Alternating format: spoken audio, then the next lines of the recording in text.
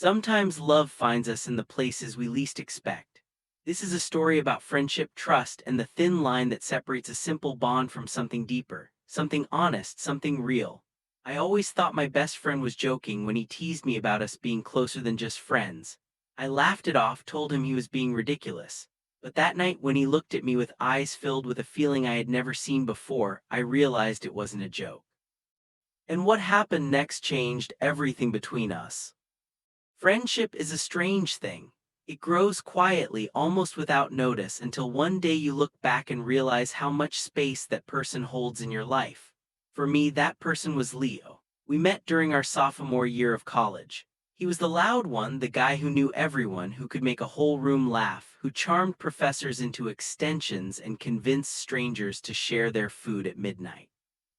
I was the quiet observer, the one who listened more than I spoke, the one who noticed small shifts in conversations and laughed softly instead of loudly.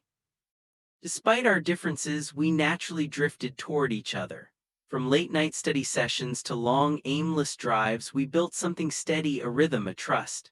Leo was the one I called when life felt too heavy, and I was the one he leaned on when his confidence cracked. By the time we graduated, our bond felt unshakable, like family.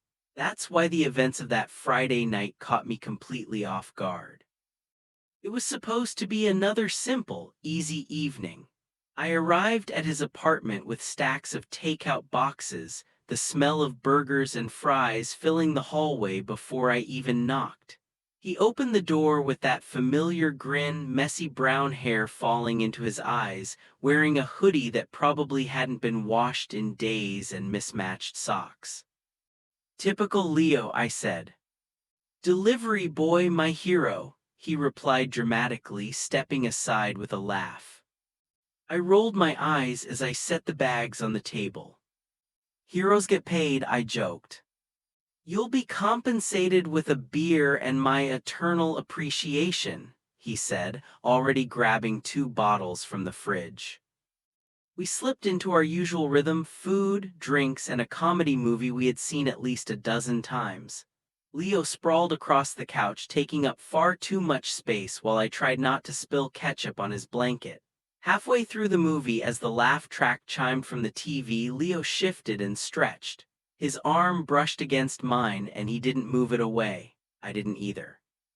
"You ever think about the future?" he asked suddenly, his voice softer than usual. I glanced at him. "What do you mean?"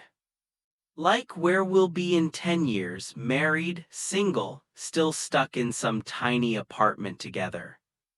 I laughed. That's pretty deep for someone who just cried laughing at a fart joke. He smirked. "I contain multitudes." Then he paused, just long enough for me to feel it. "But seriously," he continued, "if we're both still single at, I don't know, 35, let's make a pact." "A pact?" "Yeah," he said with a small grin, "that we'll end up together, as backup." I froze. The words hung in the air like smoke. His eyes were playful, but there was something beneath them, something real. I forced a laugh and tossed a pillow at him. "You're insane." He caught it easily, the smirk still on his face. "I'm just saying," he shrugged. "We already know each other's flaws. Why waste time dating strangers when we could just be each other's person?" My chest tightened. "Leo," I said softly, trying to keep my tone light, "you've had too much beer." "Maybe," he replied, turning his eyes back to the TV. But he didn't laugh. And that was the moment I knew things weren't the same anymore. He didn't make another joke, and in that silence I realized my heart was racing. That night, after I left his apartment, I couldn't sleep. I lay in bed staring at the ceiling, Leo's words replaying in my mind. We could just be each other's person. I kept telling myself he was joking, that he didn't mean it. But the look in his eyes, the way his smile didn't quite reach them, stayed with me. I kept replaying the moment, the brush of his arm against mine, the way my skin tingled. The way my laugh had sounded forced, even to myself. Why did it bother me so much? Because deep down, I already knew the truth. It wasn't a joke, and what terrified me even more was realizing I didn't want it to be. The next morning, I dragged myself to the cafe where Leo and I met every Saturday. He was already there by the window, sipping his latte with that familiar smug expression. "You look like hell," he said as I sat down. "Didn't sleep much." "Not really," I muttered. He grinned. "What, too busy dreaming about me?" I froze mid-sip. He said it casually like he always did, but this time my body betrayed me. Heat rushed to my face and I had to turn away. He noticed. His grin faded for just a moment. I forced a laugh. "You wish." But inside my chest tightened, because maybe he wasn't wrong. The whole day felt different. We followed our usual routine: grocery shopping, arguing over cereal, then playing video games until our eyes hurt. But everything felt charged now. Every glance, every touch carried something unspoken. At one point, when his hand brushed mine as we both reached for the same controller, I flinched, not from discomfort, but from the spark that shot through me. He noticed. He didn't tease me this time. His smirk softened into something quieter, something I couldn't name. That night, when I was leaving his apartment again, I lingered by the door. I wanted to say something, to ask if he really meant it, but the words wouldn't come, so I just said, "See you tomorrow." He gave me that familiar crooked smile. "Always." And for the first time in years, I realized I didn't know what always meant anymore. The week after Leo's joke felt different, subtle but undeniable. At first, I told myself I was overthinking one random comment, but the truth was written in my body: how my chest tightened when he brushed past me, how my pulse quickened when I caught him staring longer than usual. It was like I'd suddenly become hyper-aware of him: the sound of his laugh, the curve of his jaw, the warmth of his shoulder when he stood too close. Things I'd seen 1,000 times before now felt heavy with meaning. We were at his apartment that Wednesday evening, controllers in hand, locked in a fierce game. Leo leaned forward, tongue pressed to the corner of his mouth in concentration. I tried to focus too, but my eyes kept drifting. The flicker of TV light across his face. The way his hoodie stretched over his shoulders. The way his lips moved when he muttered under his breath. I didn't realize I had been staring too long until he suddenly paused the game and looked at me. "Dude," he said, narrowing his eyes playfully. "You're distracted." My throat tightened. "No, I'm not. You're just terrible at this game." He grinned, leaning back against the couch. Sure." But then his eyes lingered, steady, searching. The grin softened into something else, something that made my stomach twist. I quickly turned back to the screen, fumbling to restart the match, but my hands were trembling and he noticed. The tension only grew as the week went on. On Friday night, we ordered pizza like we always did. After the delivery guy left, we sat cross-legged on the floor, eating straight from the box, arguing about which toppings were superior. Leo reached for the last slice at the same time I did. Our fingers brushed. It should have meant nothing, a tiny, meaningless touch. But the spark that shot through me was unmistakable. I froze, staring at our hands, afraid to move. He didn't pull away either. His fingers lingered against mine for a heartbeat longer than they should have before he slowly took the slice.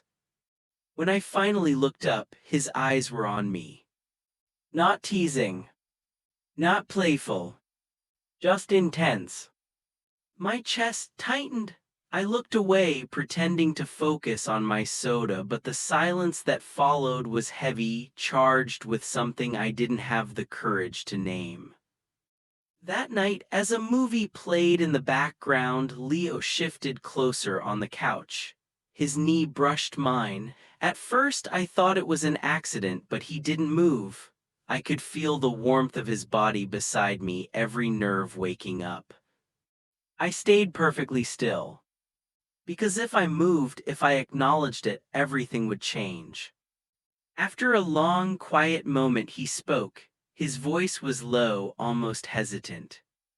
"Be honest with me." I turned, startled. "About what?" He held my gaze. "Have you ever thought about it, about us?" The words hit me like a punch. My mouth went dry. "About what? What do you mean?" He didn't look away. His eyes were steady, open, vulnerable. "About being more than just friends." My heart slammed against my ribs. I wanted to laugh it off, to throw out a joke, to make the tension disappear, but I couldn't. His gaze was too raw, too sincere. I opened my mouth, but the words tangled in my throat. "Leo," I whispered, but nothing else came out. The silence stretched. For a moment I saw fear flicker in his eyes. Then he smirked, leaning back with a shrug. "Relax, man, I'm just messing with you." He grabbed the remote and unpaused the movie, pretending to focus on the screen, but I knew he wasn't joking. And the terrifying part was, neither was I. For the rest of the weekend, his question haunted me. "Have you ever thought about it?" The truth was, I just never admitted it, not even to myself, because admitting it meant risking everything. Our friendship, our history, the one person who understood me better than anyone else. But now that the question existed, I couldn't bury it anymore. I caught myself watching him more closely. The way his laugh made his eyes crinkle. The way his hand rested on the back of the couch when we sat together. The way his scent lingered on my hoodie after I borrowed it. I hated how much I noticed. I hated how much I wanted. Sunday night, I walked home after another evening at his place. The city lights blurred around me, my thoughts too loud, too restless. Was I reading too much into it? Was Leo serious? Or was I just desperate to find something that wasn't there? But deep down, I already knew the truth. There was something between us. Something unspoken. Something dangerous. And whether I liked it or not, it was growing stronger every day. The storm rolled in without warning. By evening, the sky had turned a bruised gray, thunder rumbling in the distance. I'd been at Leo's place all afternoon.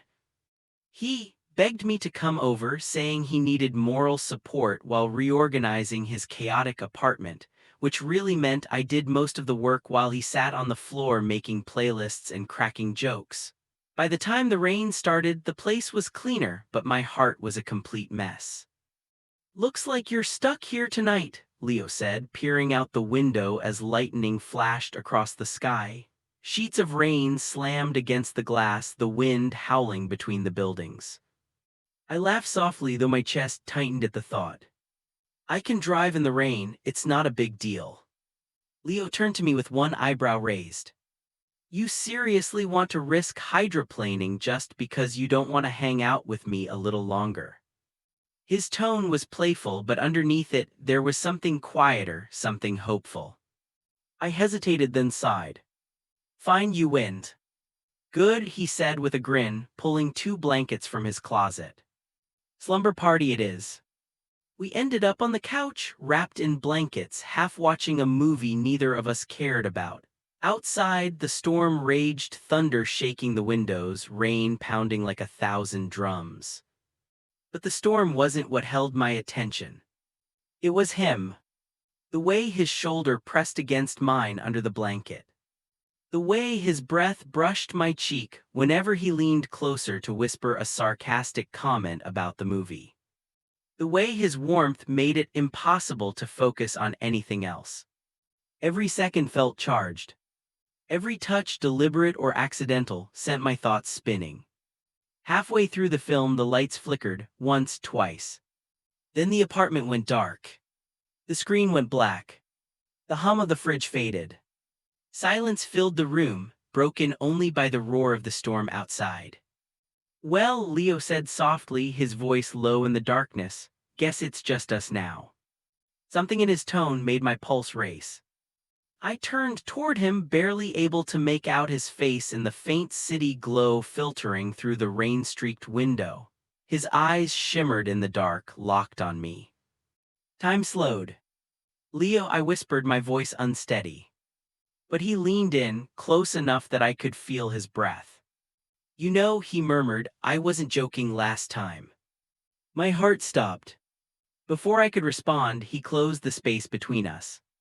His lips brushed mine, hesitant, trembling. It wasn't bold or reckless. It was cautious, fragile, like he was terrified I'd pull away. But I didn't. I melted into it. My hand found his arm, gripping it like I needed him to steady me. The kiss deepened slowly, warm and electric, a spark rushing through me like fire. When we finally pulled back, breathless, neither of us spoke. The storm outside roared, but the louder storm was inside me, my heart pounding, my mind spinning. Leo's hand lingered on my cheek, his thumb brushing gently across my skin. His voice was a whisper. "Tell me I didn't just ruin everything." My throat tightened, words caught like stones in my chest. I reached up, covering his hand with mine. "You didn't ruin anything." His eyes searched mine, desperate, vulnerable. "You mean that?" I nodded. "Yeah, I do." The relief that washed over his face nearly broke me. He leaned forward, resting his forehead against mine. "I've wanted this for so long," he confessed, his voice cracking. "I was so scared I'd lose you if I ever said it out loud." Tears stung my eyes, unexpected and overwhelming. He swallowed hard. "You're not going to lose me, Leo. Not now, not ever." We stayed like that for what felt like forever, our foreheads touching, our breaths blending, the storm raging outside while inside, for the first time, everything felt still. When he kissed me again, there was no hesitation this time. It was sure, it was real. And in that moment, I knew nothing about my life would ever go back to the way it was. Later, we lay side by side on the couch, the windows trembling from the dying storm. Leo's voice broke the silence. "I don't want this to be a one-time thing," he whispered. "I don't want you waking up tomorrow and pretending tonight never happened." I turned toward him, brushing the hair from his forehead. "I don't want that either." He let out a deep, shaky breath, and then he smiled. Not the playful grin he used to hide behind, but something honest and unguarded. In that smile, I found every answer I had been too scared to ask. This wasn't a mistake. This wasn't confusion. This was real. As the storm faded and dawn spread soft light across the room, the truth settled inside me, frightening and exhilarating all at once. Leo wasn't just my best friend anymore. He was something more, something I had wanted without ever admitting it to myself, and now that I'd felt it, I knew I could never go back. The days after that night were complicated. On the surface, nothing changed. We still joked the way we always had, still sent each other memes at 3 a.m., still argued pointlessly about coffee shops. But underneath, everything was different. Every glance lingered a beat too long. Every touch carried meaning. Every silence hummed with something unspoken. That kiss replayed in my mind every night, the way his lips trembled against mine. But doubt lingered too. What if we were wrong? What if one day he woke up and didn't want this anymore? So instead of talking, we pretended. Pretended nothing happened. Pretended everything was the same.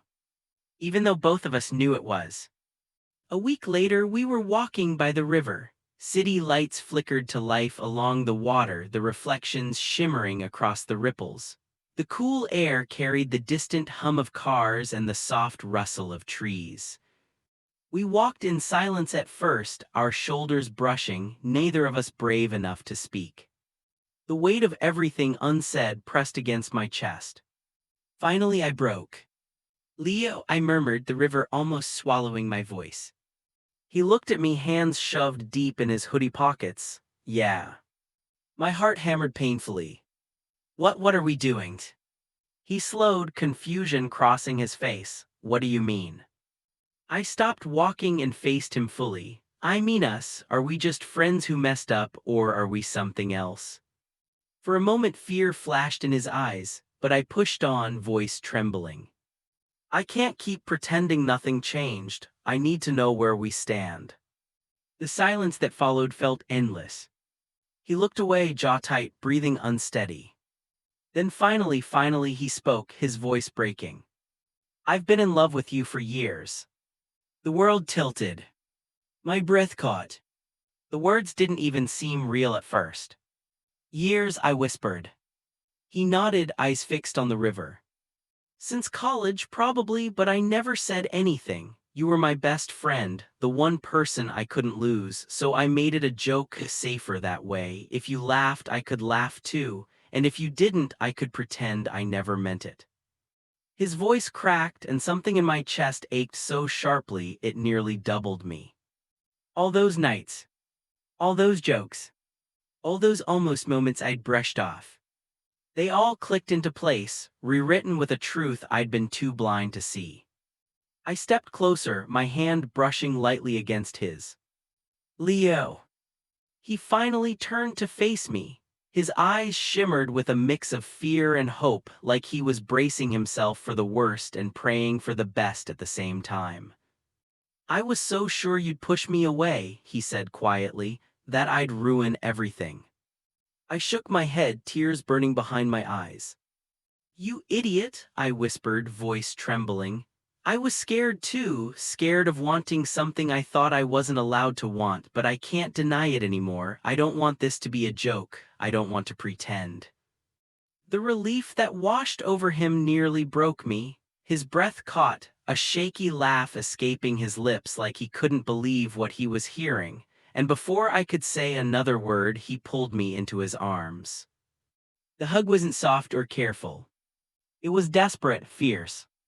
Like he'd been holding it back for years. His arms tightened around me, pulling me against him, and I held him just as tightly. For a moment, the entire world faded, the river, the traffic, the glowing city behind us. None of it existed. It was just him. Just us. When he finally pulled back, his hands stayed on my face, his thumbs brushing gently over my cheeks as if he was memorizing me. So we're really doing this, he whispered. A smile tugged at my lips, shaky but real. Yeah, I said, we are. That night felt like stepping into a new life. We walked back to his apartment hand in hand, our fingers intertwined like we'd been doing it forever. Every step felt lighter, every breath easier now that the truth was finally spoken. Inside, we curled up on the couch without even bothering to turn on the lights. His arm wrapped around me, my head rested on his chest, and for the first time in weeks the silence wasn't heavy or confusing. It was warm. Safe. Right. I don't know what happens next, I murmured. Neither do I, he said, pressing a soft kiss to the top of my head. But whatever it is, we'll figure it out together. And for the first time, I believed him.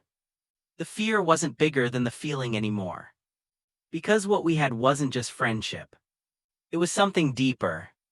It was love. The days that followed were strange in the best way. We still went to the same cafes, sent each other stupid memes, argued about movies, and complained about work like always. But underneath all of that, something new pulsed quietly between us, fragile, electric, precious. We held hands when no one was looking. Shared secret smiles across crowded rooms.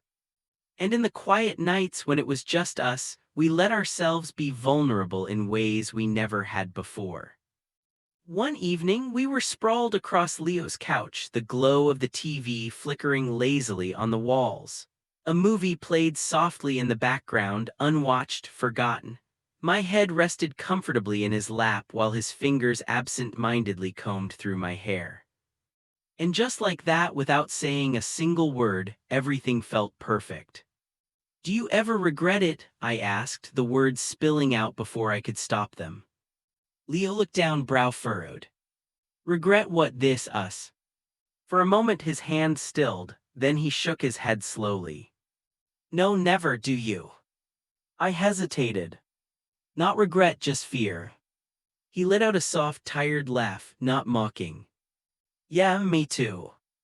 Silence settled between us again, not uncomfortable, just heavy, because this wasn't only about what we felt, it was about the world. Friends, family, expectations, all the things we had never dared to imagine before. Finally, Leo spoke again, quieter this time. But you know what scares me more? What? I asked. The thought of going back, pretending none of this ever happened, losing you before I even had the chance to really have you. His honesty hit me like a punch to the chest. I reached up, brushing my fingers against his cheek. Then we don't go back, I whispered. No matter what happens, we don't go back. His hand caught mine, holding tight. Deal, but promises are easier made than kept. The next morning, at the cafe, a mutual friend slid into our booth uninvited, chatting away and telling some ridiculous story. Leo and I laughed along like we always did, except now our knees brushed under the table. His fingers grazed mine for a split second too long. In that tiny, electric moment, I realized hiding this was going to be harder than either of us thought. At one point, our friend looked between us, eyebrows raised. You two seem closer than usual, something I should know. My heart stuttered, panic clawed up my throat, but before I could say a word, Leo leaned back casually, smirking. Nah, just the usual, we're always like this. Our friend shrugged, unconvinced, but let it go. I laughed it off, though inside something ached at the lie. Later, when we were alone, I asked quietly, do you ever wish we could just tell them? Leo looked away, thoughtful. Every second, he said softly, but it's not that simple. He was right. The silence that followed was thick, because neither of us knew how to balance what we wanted with the world we lived in. That night, we sat on the rooftop of his apartment. The city spread out beneath us like a sea of gold and noise. The air was cool, the stars faint behind the haze. Leo leaned against me, his head resting on my shoulder. Do you ever wonder what this would have been like if we'd admitted it years ago? He asked quietly. All the time, I said, smiling faintly, but maybe we weren't ready then. He turned toward me, eyes glimmering in the dim light. And we are now. I hesitated, then nodded. Yeah, we are. He kissed me then, soft, lingering, filled with quiet certainty.